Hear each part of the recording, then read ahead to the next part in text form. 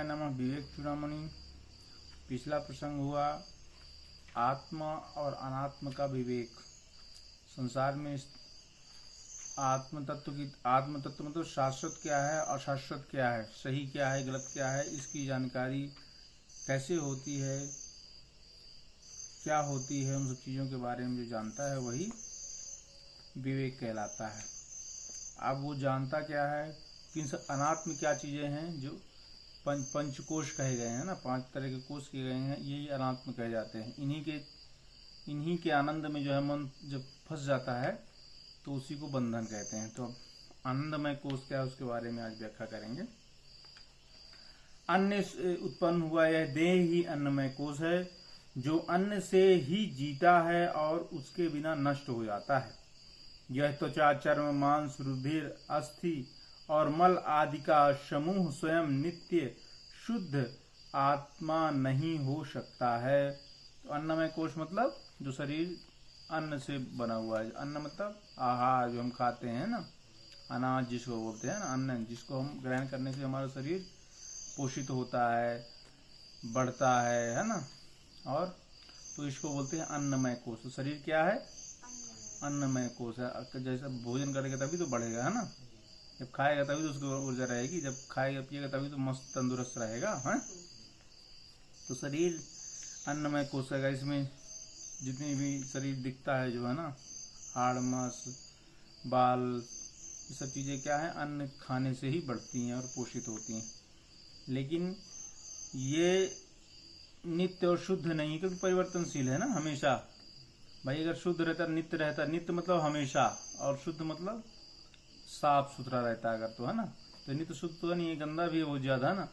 परिवर्तनशील है, इसलिए अनात्म है, आत्मा नहीं आत्मा। क्योंकि आत्मा का स्वभाव क्या है? शुद्ध, चेतन और एक रस, एक समान रहना, है ना, हमेशा।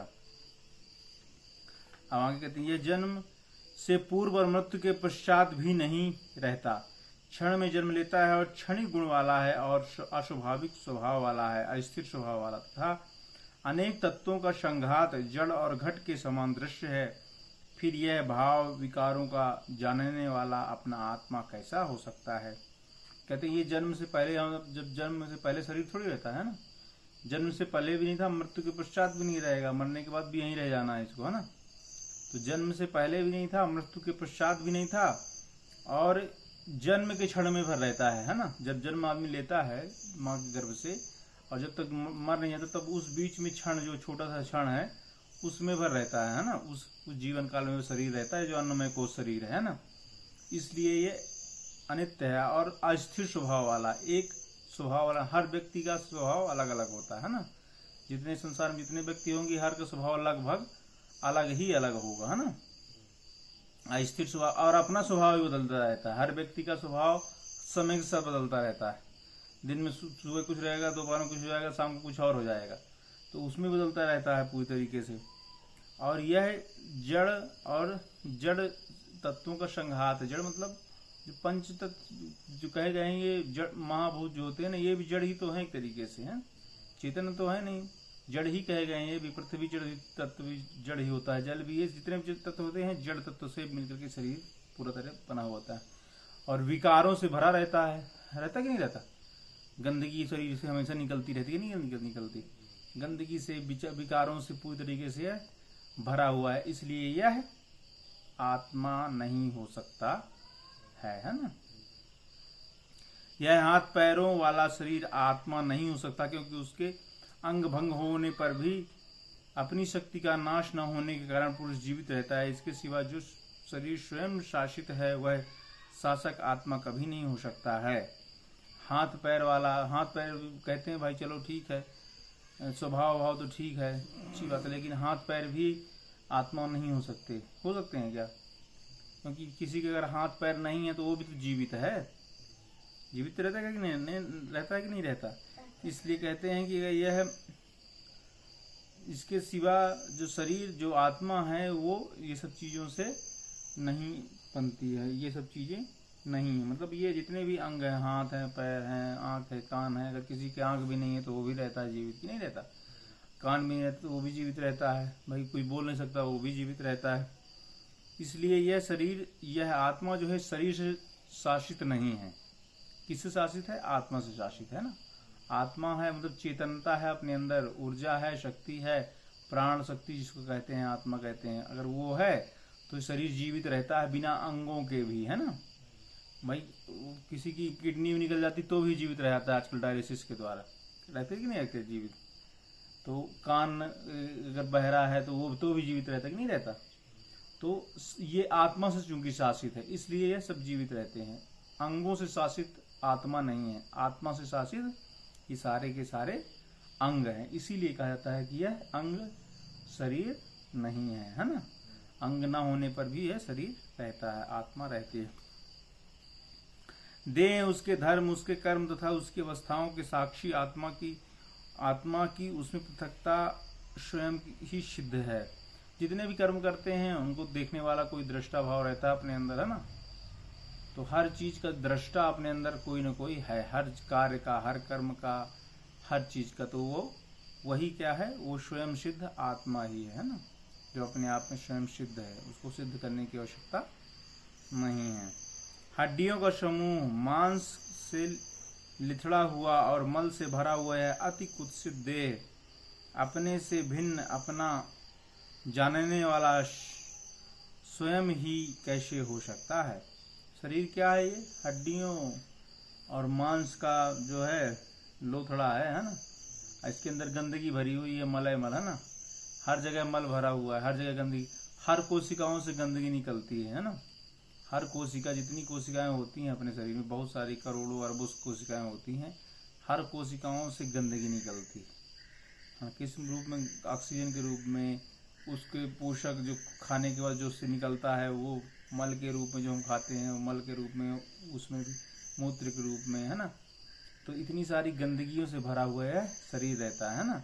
और मांस ऊपर से जो है बड़ा चीम चाम लग रहा है कि बहुत चमक रहा है, लेकिन जैसे ही इसको खोल दे कोई तो आदमी एक सेकंड के लिए जो है बर्दाश्त नहीं करे, बोले हटाओ इसको यहाँ से, कहाँ से आ गया। जिसको बहुत अच्छा लग रहा है यार ये बड़ा प्यारा है, बड़ा अच्छा मुन्ना लाला राजा है, अगर थोड़ा सा भी कुछ हो जाए उसको, अगर कुछ गंदगी हो जाए, कुछ सड़न हो जाए तो बोले कि हटाओ इसको, कहाँ से रख लिए, है ना। तो इतनी गंदगी अपने अंदर भरी हुई, अपने इस शरीर के अंदर।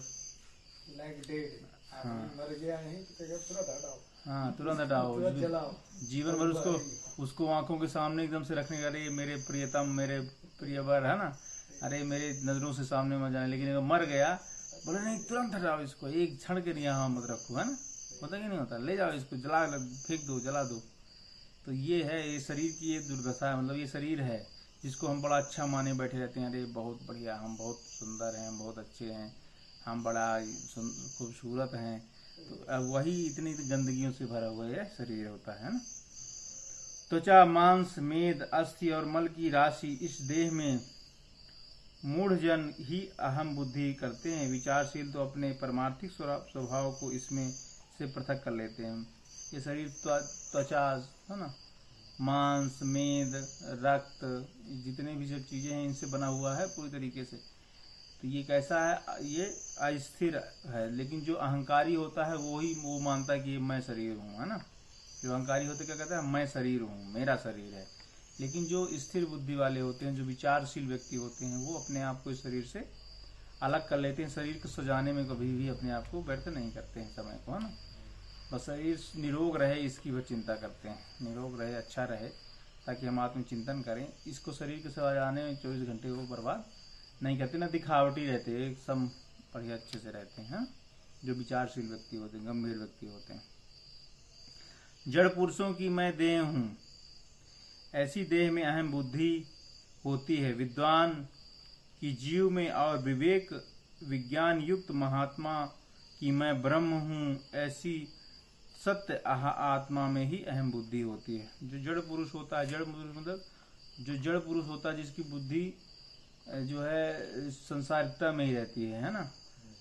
खाने पीने में, सोने में, जगने में, लड़ने में, पैसा कमाने में, ये सब चीज़ों में जिसकी मैं मेरेपन में, मेरा मेरा सब कुछ है, ये मेरा है, ये मेरा सब कुछ, जिसकी जड़ता, जड़ चीज़ों में जिसकी बुद्धि रहती है, जड़ मतलब सामाजिक संसारिक चीज़ें जितनी हैं जड़ हैं, है ना, स्थिर हैं।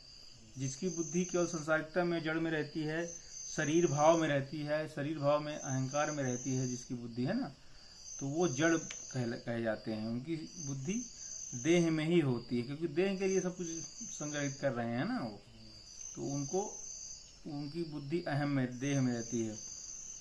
जो विद्वान होते हैं,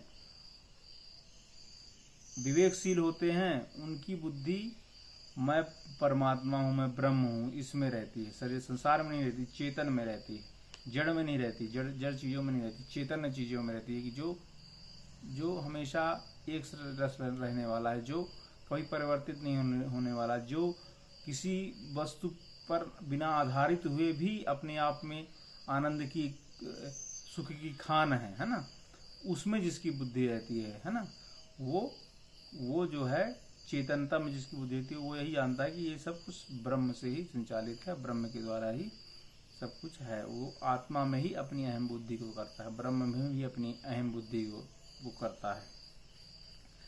अरे मूर्ख, इस त्वचा, मांस, मेद, अस्थि और मलादि के समूह में आत्मबुद्धि छोड़ और सर्वात्मा निर्विकल ब्रह्म में ही आत्मभाव करके परम शांति को भोग। कहते हैं कि मूर्ख, जिसने शरीर में ही जड़ अहम बुद्धि कर रखी है, उसको क्या कहा गया? मूर्ख। बहुत सारे कई बार बोला गया मूर्ख, मूढ़ बुद्धे, आत्महंता, ऐसे सब शब्दों से बोला गया कि जो शरीर के ही त्वचा, मांस, मेद, इसी में अहम बुद्धि किए रहता है, गंदगी में ही अपनी अहम बुद्धि किए हुए है, तो ऐसा मूर्ख व्यक्ति तुम इन सब चीज़ों को छोड़ो और अपने आत्मदेह, आत्मबुद्धि को जागृत करो और सर्वदा निर्विकल ब्रह्म परमात्मा को जान करके उस परम शांति को भोगो, है ना। इस संसारिकता को मत भोगो, जड़ बुद्धि, जड़ चीज़ों को भोग करके क्या करोगे? तुम जड़ चीज़ों को थोड़ी भोगोगे, वो तुमको भोग जाएंगी, तुम खत्म कर दोगे अपने आप को, शरीर को। तो उस परम शांति की तरफ जाओ, ऐसा कहते हैं। इससे हम अपने आप को जानते हैं। जब तक विद्वान अहम देह और इंद्रिय आदि में भ्रम से उत्पन्न हुई अहंता को नहीं त्यागता, तब तक वह वेदांत सिद्धांत का पारदर्शी क्यों ना हो, उसमें मोक्ष की कोई बात ही नहीं हो सकती। जब तक इंद्रियों और शरीर में ही अहम बुद्धि को नहीं त्यागेंगे, तब तक हम सिद्धांत की बात कहें भी अगर, तो वो भी ओछी बातें होंगी, वो कोई ग्रहण नहीं करेगा, क्योंकि जानते हैं कि ये भोगी व्यक्ति है, कितना भी वेदांत और ज्ञान की बातें करेगा, कुछ तो करता नहीं है ना। तो जब तक हम जो करते हैं, वेदांत ज्ञान की बातें अगर करते हैं, तो हमें इंद्रिय संयम भी रखना चाहिए और उसका अनुसरण भी करना चाहिए, जो वेदांत की बातों वेदांत में लिखा हुआ है। छाया, प्रतिबिंब, स्वप्न और मन में कल्पित किए हुए शरीर में जिस प्रकार तेरी सब कभी आत्मबुद्धि नहीं होती, उसी प्रकार जीव शरीर में भी कभी आत्मबुद्धि नहीं होती। उदाहरण बताया गया है, जिस प्रकार से छाया में, जैसे हमारी छाया ना, प्रतिबिंब जिसको बोलते हैं, उसमें हमारी कोई वो है कि हम भाई ऐसे थोड़ी कहते हैं कि हमारी छाया है तो कुछ हमको दे रही है, कुछ ले रही है, कुछ कर रही है क्या हमारी, कुछ उससे कोई प्रभाव पड़ता है क्या? छाया रहे चाहे ना रहे, कोई प्रभाव पड़ता नहीं है, पड़ता है क्या? तो वही कह रहे हैं कि अगर हम ये मान लें कि ये मेरी छाया है, बहुत अच्छी है, इसमें कोई वो नहीं करना, कुछ छेड़ना नहीं, ऐसा करना, तो जो मूर्ख व्यक्ति अगर हो मान लो, तो शरीर भी एक तरीके की छाया ही है, शरीर भी नश्वर ही तो है, खत्म हो जाने से छाया खत्म हो जाती है, शरीर खत्म हो जाता है। जो शरीर में अहम भाव रखता है छाया के समान, अगर मान लो छाया में अहम भाव रखेंगे, मेरी छाया कोई नहीं करेगा ऐसा वैसा ना, तो कोई मतलब थोड़ी है, कोई कुछ भी करते कुछ प्रभाव थोड़ी पड़ता है। इसी प्रकार हम शरीर भी एक तरीके की छाया है ना, जो क्षण भंगुर है, कुछ समय के लिए है, छाया रूप वही है जो कुछ समय के लिए है ना, फिर बदल जाती है। रात में तो छाया होती नहीं, होती है क्या? नहीं होती। ऐसे शरीर जब खत्म हो जाएगा तो क्या छाया रहेगी क्या? लेकिन जिसने इसमें अहम भाव कर रखा है, वह जो है अपने आत्म भाव को परमात्मा से जोड़े, है ना, इसको सही ना माने, परमात्मा से जोड़ करके और अपने आप को जानने का प्रयास करना चाहिए, ऐसा कहते हैं। तो स्वप्न, कल्पित मन, स्वप्न के समान है ये शरीर, है ना भाई। ये संसार भी दीर्घ स्वप्न ही कहा गया है। जब तक हम अपने आप में जगे नहीं है तब तक स्वप्न ही चल रहा है संसार। जब हम अपने आप में जग जाएं कि मैं कौन हूँ, मेरा मूल स्वरूप क्या है, अगर हम जग जाएं तो ये स्वप्न हमारा टूट जाएगा। हम जान जाएंगे कि वास्तविकता क्या है। क्योंकि देहात्म बुद्धि ही असद बुद्धि, देहात्म बुद्धि ही असद बुद्धि मनुष्यों के जन्मादि दुखों की उत्पत्ति की कारण है। अतः उसे तू प्रयत्न पूर्वक छोड़ दे। उस बुद्धि के छूट जाने पर फिर पुनर्जन्म की कोई आशंका ना रहेगी। तो जिसकी देहात्म बुद्धि है, देहात्म बुद्धि मतलब अशद बुद्धि जिसको आ गया। देहात्म बुद्धि मतलब शरीर पर ही स्थिर बुद्धि, पूरी तरीके शरीर के भोगों पर स्थित, इंद्रियों के भोगों पर स्थित, काम क्रोध लोभ मोह जितने विकार हैं उन पर पूरी तरह आश्रित, 24 घंटे केवल उन्हीं का चिंतन करते रहना, उन्हीं से के बंधन में पड़े रहना, ऐसी जो बुद्धि है वो अशद बुद्धि कही जाती है। यही दुख का कारण होती है। दुख इन्हीं से प्राप्त होता है, क्योंकि उससे सुख तो मिलना नहीं कभी भी। भाई संसार में दुख, संसार तो सुख का कहा ही नहीं गया, संसार को दुख आलयम अशाश्वतम कहा गया है। लेकिन दुख में थोड़ा सा कमी होती तो सुख का अनुभव आभास मात्र होता है। जैसे गिलास में पानी भरा हुआ है फुल, ठीक है, तो फुल भरा हुआ लेकिन अगर थोड़ा सा खाली हो गया तो हम कहते हैं हाँ अरे थोड़ा सा जो है खाली नहीं हो गया, थोड़ा सा क्या हो गया, पानी चला गया, मतलब थोड़ा सा जो है सुख की अनुभूति होने लगी। थोड़ा सा दुख कम हुआ तो सुख की अनुभूति। हम दुख नहीं देखते हैं कि गिलास आधे से ज़्यादा भरा हुआ, दुख ये नहीं देखते, अरे बड़ा अच्छा लग रहा है आज तो बहुत अच्छा हो गया। लेकिन कुछ क्षणों के बाद फिर से जो है दुख अपने अंदर वैसे ही गिलास की तरह फुल भर जाता है। तो वो आभास मात्र होता है। इसीलिए जो है यह जो अशद बुद्धि रखता है, जो संसारिकता में आत्म बुद्धि रखता है, वो दुखों से हमेशा भरा रहता है। अतः उसे तू प्रयत्न पूर्वक छोड़। तो जो शरीर जो इस अन्नमय कोश में अपने आप को बांधे हुए रहता है, इस अन्नमय कोश के बंधनों से अपने आप को बांधे हुए रहता है, वह हमेशा दुखी ही रहता है। तो कहते हैं कि तुम अपने उस जड़ बुद्धि को, उस अशद बुद्धि को, उस दुख रूपी बुद्धि को, उन सब चीज़ों से अपने अलग करो और अपने आप को चेतन परमात्मा से जोड़ने का प्रयास करो। तो तुम इस पुनर्जन्म रूपी संसार से, आशंकाओं से, पुनर्जन्म जो होता है उन सब चीज़ों से अपने आप को अलग कर सकते हो और उस आत्म तत्व में स्थिर हो सकते हो। ठीक, तो आज यहाँ तक। ओम श्री सद्गुरुदेव भगवान की जय। इसमें अन्नमय कोश का ये नहीं दिया है क्या कि उसको कैसे कंट्रोल किया जाए, नहीं एक्सप्लेनेशन है ना? यही तो है, नहीं कैसे कंट्रोल कैसे किया जाए। हाँ, तो वो जैसे दूसरा मैं पढ़ा हूँ, हम्म, तो जैसे है यम नियम आसन जो अष्टांग है ना, अष्टांग योग, तो उसमें एक पॉइंट ये है जिसमें अन्नमय कोश, दूसरा फिर काममय विज्ञानमय कोश, इसे सबको कंट्रोल कैसे किया, जैसे आसन से, प्रत्याहार से, ये सब इसमें नहीं दिया है। अभी नहीं दिया, आगे है सब। अच्छा आगे अष्टांग योग आएगा ना, अष्टांग। अभी तो सारे कोशों के बारे में बताया जा रहा है कि कोश हैं क्या, फिर उनसे कैसे छुटकारा मिले, निदान, इसमें सब कुछ दिया हुआ है। इन कोशों से निदान कैसे हो, वो सब चीजें हैं इसमें है, आगे है। हाँ सब चीजें। इन सब चीजों से हम कैसे अपने आप को अलग करें, कैसे अपने बस में हाँ करें। निदान ब्रह्म कैसे निदान हो इन सब चीजों का, उन सब कैसे मुक्ति हो, हाँ इन कोशों से कैसे मुक्ति हो, तो उन सब चीज़ों के बारे में जो है बताएगा। पहले सारे विज्ञान, सारे कोश बताएंगे, फिर मुक्ति कैसे होगी इन कोशों से, उसके बारे में फिर पूरी तरीके से पूरी व्याख्या करेंगे।